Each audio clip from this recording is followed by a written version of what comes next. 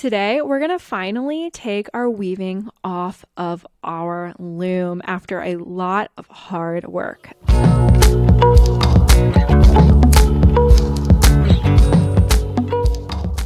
Okay, so remember, our weaving is, it could stay on your loom. Sometimes people keep their weaving on their loom as a decorative piece, but we're going to be taking this loom off and reusing our loom for more weavings later.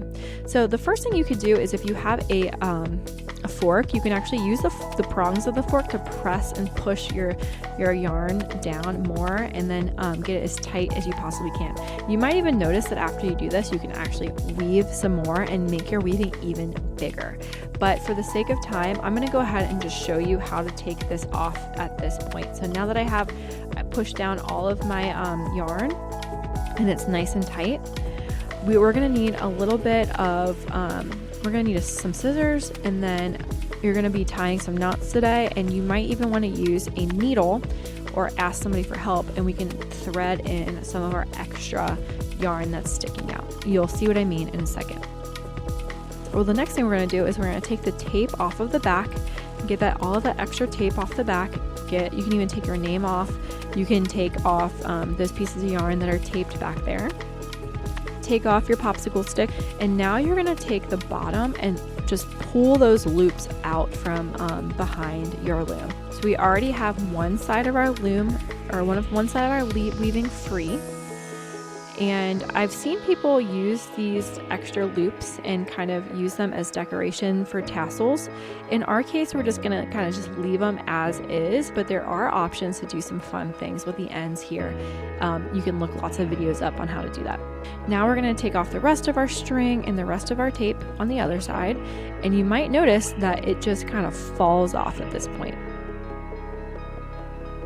You could leave your weaving like this, but you have all these dangly pieces of warp strands that are left over, and you also have your extra string that could end up coming out of your weaving and unraveling. So we're going to be taking these extra loops. So now I have my loom that I can recycle and reuse a bunch of times, make more weavings.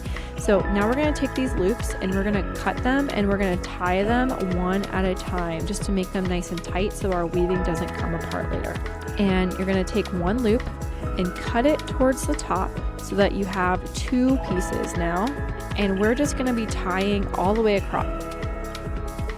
So we'll take the first two, cross them, go through the hole, pull it just like you're tying your shoe, cross it, go through the hole and pull it so you have a square knot. That one is now secure.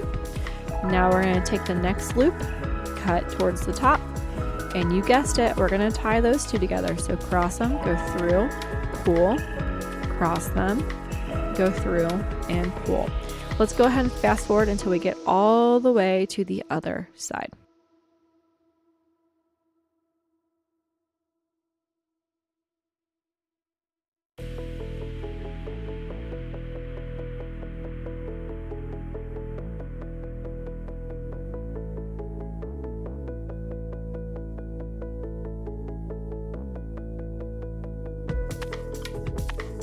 Okay, so now that we have everything tied, this weaving is not going to come apart. It is secure and it could be finished at this point.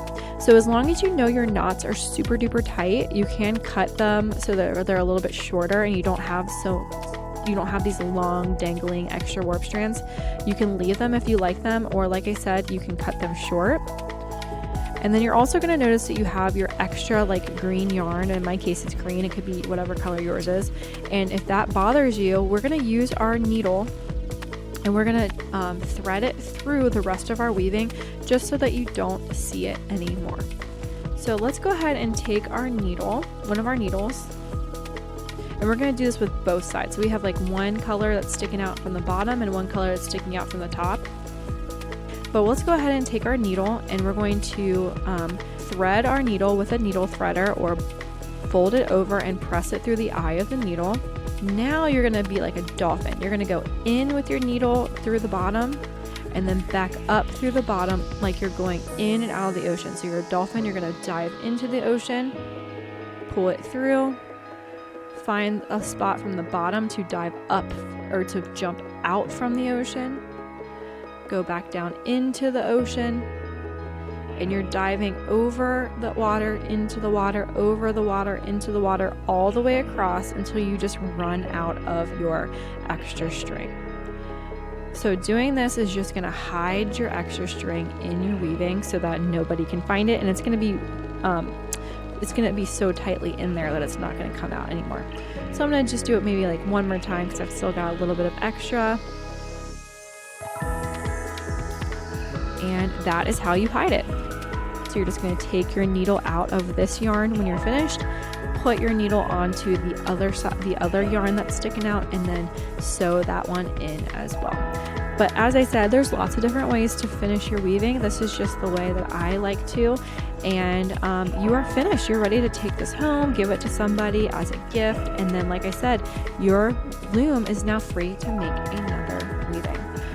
One more thing you can do is you can kind of use your fork to fray the edges of your tassels if you like that texture of like the frayed. What frayed means is that you're separating all the pieces from your yarn and just making it more fuzzy and more fun. I am so proud of you for doing this. This is so impressive to see you come up with your own like little mini blanket of hard work, putting all of those pieces of yarn together and weaving them over and under to make a solid piece of art. I can't wait to see what you create, and I will see you next time. Love, your cozy art teacher.